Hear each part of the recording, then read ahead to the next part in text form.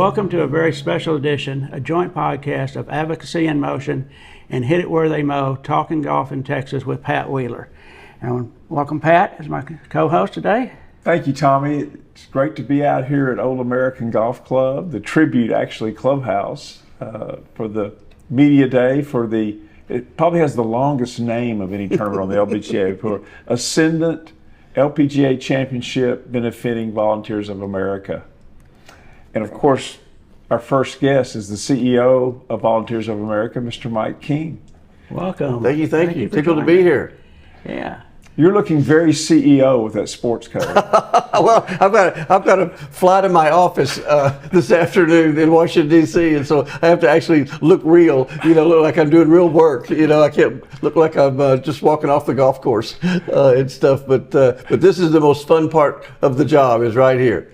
Right here. This is going to be a really fun month coming up for Volunteers of America and for the LPGA. Tell us a bit, you've been with them, Volunteers of America, from the beginning, from day one. How'd that come about? And yeah, I'll tell you exactly how it came about. I'd always said to friends of mine and frankly board members of mine that if ever there was an LPGA tournament back in Texas, I wanted our charity, Volunteers of America, to somehow be a part of it and be related to it.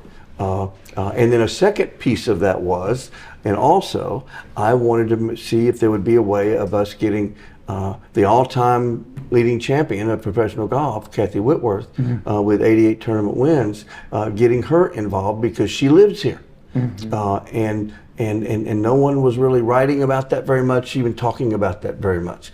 And then one day I looked in the newspaper in the sports section and it said, that the LPGA had decided to put a tournament in Texas, and it was called the Shootout. It was going to be called the Texas Shootout. And so I went to my ad agency and said, look, find out who's putting that on, and get me on lunch with them. And so that's exactly what happened. And we had lunch at another country club where it was hosting the tournament then, where we were yesterday. And we had lunch. I said, what can we do? And we volunteered to sponsor, to be a partial sponsor, and put some money with it, and then have our names on the flags of all the pins. And so from the very first year, we were involved, and that was a very sort of low-end level, if you will, but they were very generous with us and worked with us for like 2 years on that basis. And during that time, during one of those, during the Pro-Am, I had walked with Mike Wan, who was at that point in time the LPGA commissioner, and he said, this could become the Volunteers of America Classic at some point. And I said, really? And so we had an interesting conversation, and then sure enough, 6 months later, Mike calls me about 2 weeks before they're due to release the new schedule, and there had been a change in sponsorship of this tournament, and said, we need a sponsor, and we can make you a heck of a deal because we're up against a wall of needing to make a decision and needing to publish a schedule that includes this tournament. And so I talked with a few of my board members, and we jumped in at the last minute, and it became, in those days, it was, I think it was the North Texas Shootout by Volunteers of America, is the way it was termed. And so that was about the third year in to this tournament history. So we've gone the full route of being a partial, being the title, and now sort of being at the end of the title as the beneficiary. And of course, Kathy Whitworth's involvement was a blessing, an absolute blessing. We can talk more about that, but it was an absolute blessing. And she became our major ambassador. Her and frankly Judy Rankin, both became major ambassadors of this tournament. Both World Golf Hall of Fame members, and just for some who might not know about Kathy Whitworth, and I think this is our first tournament without her. She passed away this past year. She won 88 LPGA events. Sam Snead and Tiger Woods are tied for the PGA Tour with 82. Kathy won 88, and she had such wonderful stories going, back to the I guess her career spanned maybe the late 60s up until the late 80s. She had a run similar to Jack Nicklaus in length. Yeah. And you wouldn't meet a more humble, gentle person in your life. And she was out to hug every player on that first tee. That's right. We're going to miss her this year. That's right. That's Yeah. right. She's major, and I just had a belief that I felt like, and still do believe, that this record is sort of our version of the Joe DiMaggio 52-game hitting streak. Yes. The record that's probably never going to be broken. If there is one, you just don't see that happening anytime soon. And yet, I don't think the golf world talks about that record enough. Right. And so I wanted us, at least in her hometown, right in her backyard, to lift that up and lift her up as much as we could. And yet I knew she'd never let us do the whole Byron Nelson thing. She wouldn't let us call it the Kathy Whitworth tournament because she's too humble for that. So we came up with the next best thing, and that was, what if we named the trophy after Kathy? And I mentioned that idea to the LPGA the first year we were involved, and they mentioned it to Kathy and said she's kind of hemmed and hawed and wasn't real enthusiastic about that. And so at the first gathering of sponsors and potential groups to attend the tournament of the following year, I walked up to Kathy and said, look, I know the LPGA is bothering you about something, and I want to let you know it's my fault because it's my idea. But if you just let us name the trophy after you, you won't have to do squat. And when I said that, she broke out laughing and said, "Oh, sure, go ahead, go ahead." And so from that point forward, we had lunch 2 days later, and she designed the trophy on a napkin. And she literally wrote the design of the trophy with the state of Texas and the horseshoe and all of that. All that came right out of Kathy's penmanship on a napkin from lunch, and so from that point forward, it's been the Whitworth Trophy. Great stuff. Yeah, and she's presented it, the Winners Trophy every year, and it's a meaningful thing to the players because a few years ago they were interviewing Jenni Shin, one of our winners. Yes. At our Korean Media Day, and they asked her what was her greatest thrill in golf. She said, "Oh, it was getting my Winners Trophy from the all-time winner, Kathy Whitworth." Wow. That was her biggest thrill in golf, Right. by this young professional, and so it's been meaningful to people. Just another couple of tidbits about Kathy Whitworth. She had 12 lost playoffs. So she said, "Oh, you had to bring that up." But if she'd have won those 12 tournaments, she would have had a cool 100 wins. But there you go. 88 is impressive enough. And then I was at a dinner one night in Longview, Texas, and she was a speaker, as was Jim Dent, the big long-hitting golfer. Yeah. And so he knew the answer to the question, but he said, "Kathy, how many different putters did you use to win those 88 tournaments?"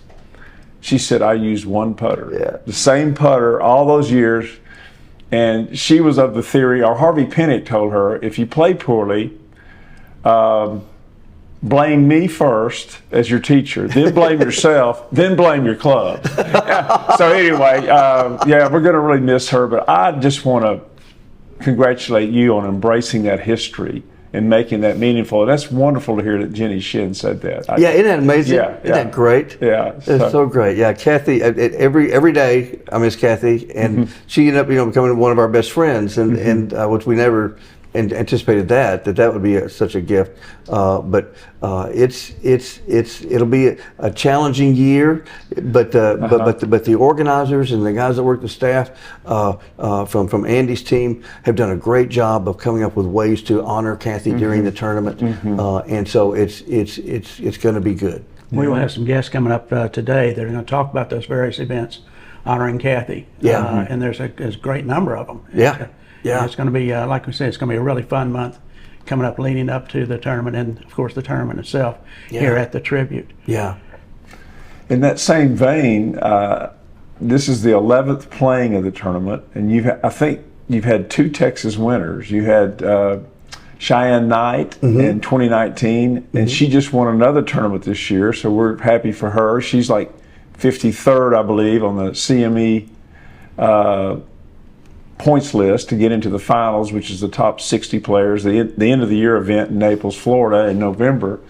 But also Angela Stanford during the COVID year when it was played That's right. I think you had one of the coldest tournaments of all time in 2020, followed by one of the hottest ones in 2021. But That's right. I love the October days. It's October 5th through the 8th here at Old American Golf Club, which is part of the tribute in the Colony. Yeah. But how about Texas winners? Also, Stacey Lewis. Oh my gosh. Stacey Lewis has been a winner way back there. I bogeyed that one. Yeah, I bogeyed that. So we've been blessed, and then plus at a time when she was, virtually the best player in the world, NB Park was a multiple winner of our tournament, and also just an incredibly gracious person. To work with on that, because she was being pulled a lot of different directions. She was literally the best players in the world at the time, and easily the best putter in the world, and so she was a really great champion. And right after that, she won the gold medal at the Olympics. And so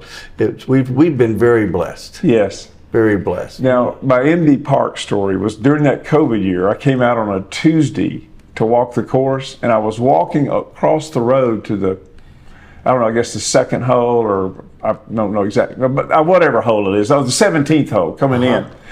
And ND Park drives by in an SUV, and her husband's driving, and she's sitting in the passenger seat knitting. I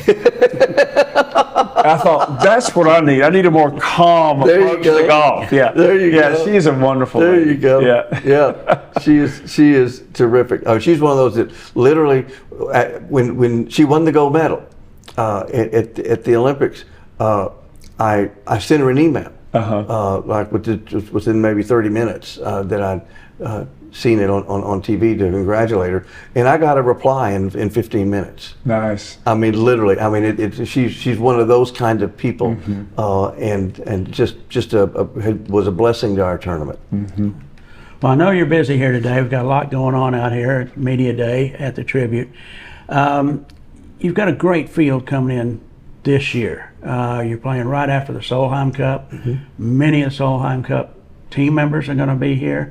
Tell us a little bit about what you expect for this tournament this year, and what we can look forward to. Well, it's kind of cool, because one of the stronger Solheim Cup members from the European team is Charlie Hull, who really started her winning ways with us a year ago, and she's been on fire ever since, and is pretty hot right now, and one of their leading players. And so I think that's kind of cool, and she's got a direct connection back to us. And she was the last person to get the Whitworth Trophy from Kathy Whitworth. Exactly. And so I think that's kind of cool, the way it connects back to Solheim, and so it's and it's kind of funny with the Solheim piece, when you've been involved with them in a tournament like this.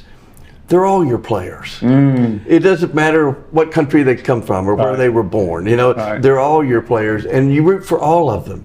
And so you still embrace them, even though there's this exhibition competition, if you will, between different countries. You don't take that as seriously as you might have otherwise, because you've seen them all as human beings and seen them be good sports and wonderful people. So you root for all of them to have a great competition and to enjoy the competition, and then go back to normal life right afterwards. And we're their first really opportunity for going back to normal life, as they come back home. So my goal is to embrace everyone, not just the Americans, but literally everyone. Absolutely. I know, going back to those first tournaments and being in so many committee meetings and stuff, that was the intention from the beginning. It's a universal, global tournament, and it's really, really worked out well for everyone. It's just a wonderful tournament. Yeah, and that's why when there started to creep into the golf world, so almost negative feelings towards non-Americans winning tournaments, we decided to celebrate the multicultural aspect of the LPGA Tour, and started having our own Korean Media Day and Asian Media Day to really celebrate all the integration from folks from other countries, and particularly the Asian countries that had been so successful, because those are the folks we want our granddaughters to model. Are these incredible young women. So we have still a very large Media Day planned this coming year for for the Korean community, and we've gotten great support. And the organizers are sitting right next door to us here, and I think it's one of the best things we've ever done is to start that and really celebrate that. Yes. Well, thank you so much for your time. I know you've got to get upstairs to Media Day and get that kicked off. And so you guys keep up the good work. I listen to you. It's great. All right. Thank you so much for joining us. Take care. Welcome back to a very special edition of Advocacy in Motion and Hit It Where They Mow, talking golf in Texas with Pat Wheeler. And I'm here with Pat. And each week you'll hear us talking about how much we appreciate the support of Niagara. You may know that Niagara is the leading manufacturer and distributor of water-saving, money-saving products. And we have a very special guest today is the Vice President of Marketing for Niagara, Jenni Steele. Hi. Welcome.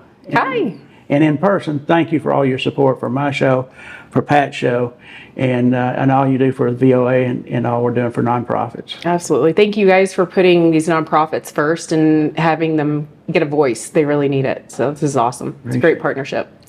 So how did you get involved with Volunteers for America, and how did all this come about? I know you're a big supporter and a sponsor of theirs. Yeah, well, it started with an old friend of mine named Tommy Finn. And I came to him with a problem saying, you know, we're this company that we're a family-run company, Niagara is. We've been around, next year will be our 50th year. And we've gotten to a point where we're ready to start being philanthropic. And how do we find a way in our business and in our market to be able to be philanthropic, but also make a difference when it comes to finding the right demographics and who to go to. And Tommy came to me and he said, there is a great guy I know. I want you to meet him. They're actually looking for a sponsorship, and maybe this is something that we can talk about. So one of our owners and I went to lunch with Mike King, and I got to meet the most genuine, awesome man I have ever met in my entire life. And we start talking, and we're realizing so much need in affordable housing and how we serve affordable housing almost accidentally when people need to save water, and what we could do together to combine forces. And so when Carl and I left that meeting at lunch, we said, this is it. We've got to help VOA, and we've got to sponsor things, and we've got to figure out how to work with them to get all of their properties saving as much water as they can. Because in our business, saving water obviously is very important. It's one of our key pillars that we work towards. But when these affordable housing properties come in, they're on a very set budget, and they're all bills paid, generally speaking. So our toilets only flush 0.8 gallons of water per flush compared to the 1.6 and 1.28 that you see in the market now. And some of those older properties in affordable housing, they haven't been getting the funding to be able to keep up with renovations. So some of those toilets are up to 5 gallons of flush. So when you start adding that up in water and them paying those water and utility bills, we found an area where we can help them, and we can help save them that money on their utilities so they can help more people. So when we connected the dots with Mike at that lunch, and then we went back to the office and we realized that we could put a program together to help and partner, it was just, the rest was history. And it's only been a year so far, but we've worked on a couple properties that are new construction with them. We're working with them on some of their more wasteful properties across the country that we can help them identify so they can start saving that money and repurposing it towards the community. So. Very good. I know that your involvement with VOA and sponsorship dollars that you pay go back to VOA directly. Yes. To help them with so many projects they have across the board. And you are now have been asked to be on the board of directors of VOA Texas. I have. That is wonderful. How does that work for you? I love it. It's actually, from my own career perspective, it's my first time to sit on a board. It's amazing. The whole group, their priorities in every single meeting are, what can we do to help? Where can we serve? How do we make it better? And everyone on the board was so welcoming to begin with, and then just to be able to work together. Yesterday we had one of our more our bigger fundraising event, which was a golf tournament. We got to play in the golf tournament and see it happen. So the team for the Texas affiliate were out there at 5:30 in the morning setting up to make sure, I think it was close to 120 golfers were set to go and ready, and all of them enjoyed the different fundraising events that were going on before check-in, and then after the tournament we all sat around and got to network for lunch. And it was amazing to see all of the participation. And this has been several years that they've been doing it. So This was the VOA Texas tournament supporting first responders and held on 9/11. yes. And you guys are part of that, and I think it was a great tournament and something they do. And helping veterans is just one of many VOA platforms. And so I think so happy that you guys get involved in that side of it as well. Absolutely. So it's been great to see and learn, because like we talked about earlier, you know, one of the things that we knew as a business was the affordable housing, but not what VOA did across the country for everyone else in so many other ways. So to see the wide breadth of services that they provide and what they do is a really big deal. Yeah. And you told me not to ask you how you played yesterday, but Oh, geez. but you had fun, and it was for a great cause. Had a great time. I learned that I am gripping my club too hard, which is the bruise that I've got on my hand. So thank you very much, Pat. Well, I was going to ask her about her golf game because even though she didn't score maybe well, you told me you were like long drive or something. I was a foot away from the longest women's drive. I was so close, but I got it next year. I'm ready. I'm going to get some more lessons. I'm going to get out there more and see. I have to prove myself this year, guys, from the pro-am perspective, because I remember Tommy videoed me on the very first hole of the pro-am where I missed the ball completely, but he stopped the video just in time to make it look like I had a good swing. So this year I'm going to get a swing. And I have to say, you were following Lexi Thompson. I was. And you can't tell the difference in those swings. Oh, I bet you can.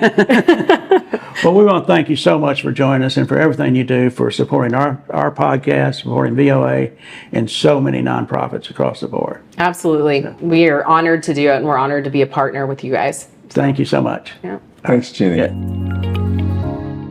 Well, we're really honored to have Maddie Szeryk with us, a guest, and she's a two-time qualifier as an amateur for this tournament. And now this is your rookie year or second year on tour? Second year on tour. Second year. Yes. And I noticed doing my homework that you're like 93rd on the CME list, so you still have a shot at getting to the finals. Yes. And I know it's a course that you're familiar with, having played it before, and you're having a pretty darn good year anyway. Yeah, thank you. Yeah. What are your thoughts going into the tournament? I'm so excited to get to play at, a home course because I practice and play here. I'm very thankful that they let me out here, and it's a great course. It's a good test, and, be able to stay in my own room, my own bed, and be with my family is always great because, it's always, okay, we're at a hotel or you're in this Airbnb, and we have great host families as well, but to actually get to stay at home is unlike anything. That's great. Tommy, you said you remember Maddie going way back? Yeah, we were talking about that. We were doing the public relations for the first few tournaments and got some great pictures of her been qualifying as a high school qualifier and now back here as a contender. Yeah, Wonderful. that's awesome. Thank you. Well, one of those high school qualifiers went on to win this tournament, Cheyenne Knight. Yes. Yeah, from Aledo, and she won in 2019. And I noticed, for a long time, this was the only LPGA event in Texas. But this year, the Chevron Championship went to the Houston Woodlands area. Yes. And you had a very good finish there and made a nice check. Yes. So that must make you happy that you'll be able to go and play that course again. Would you like to speak to that a little? Oh, it was so cool to have. That was my first major to play in as a professional. And there I also got to stay with good friends, Brooke McDougald's family. They're from the Houston area Woodlands, and my parents came down to watch, and it was just great to have such a strong finish, and the first major of the year, and just really kind of set the year off strong.